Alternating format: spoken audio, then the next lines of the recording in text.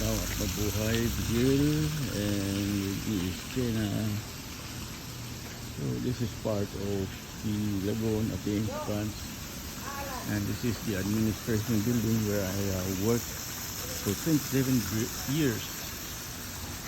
So this is also considered as one of the tourist spots here in Iligan City.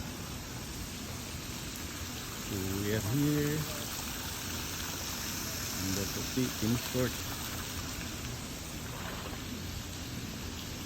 Okay.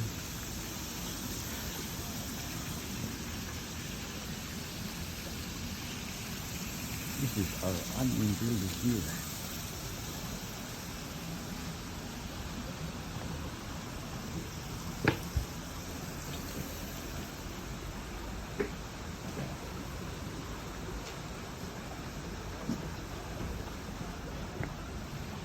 Dito pala si Florita, sabi ng word siya.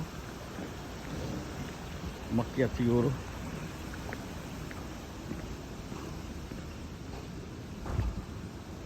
This is the front of the admin building.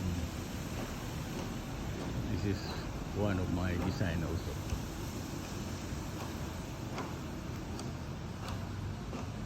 Tennis court.